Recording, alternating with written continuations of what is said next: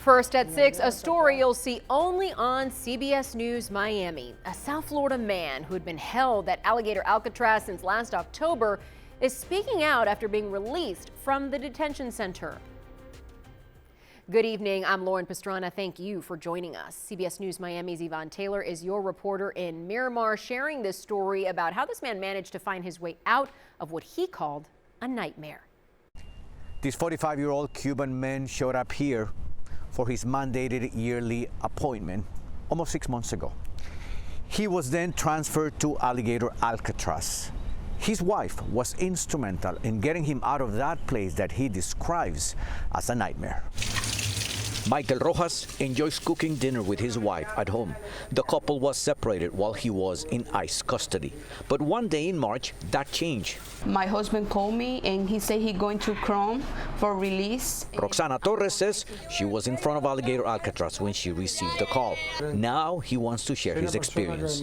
In Alligator Alcatraz is a place where loved ones are not allowed to visit.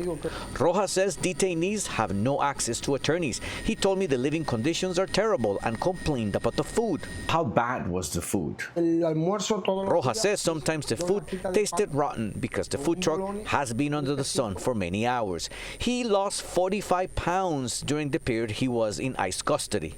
We have no privacy. There are cameras over the toilets. 32 people share 3 toilets, so you can imagine the smell. Rojas, who came to the U.S. from Cuba in 2004, has a criminal record. He was arrested and accused of a felony in 2005. He was charged and convicted for accessory to murder. He served 13 years in prison. He was then released, but he had to report to immigration yearly.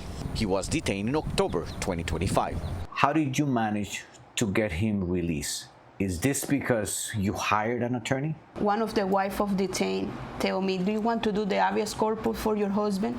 Habeas corpus is a fundamental legal action, a judicial order forcing authorities to bring a detained person before a judge to justify their confinement. And how much was it? It's free. Now that he's been released, this 45-year-old man is required to wear an ankle monitor. They told me he has an upcoming hearing to decide if he can take it off.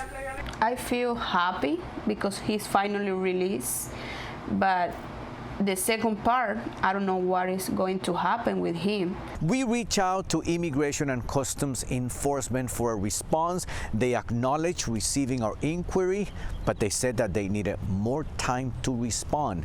In the meantime, Rojas has been scheduled to show up here again next week, and his wife is praying that everything will go well.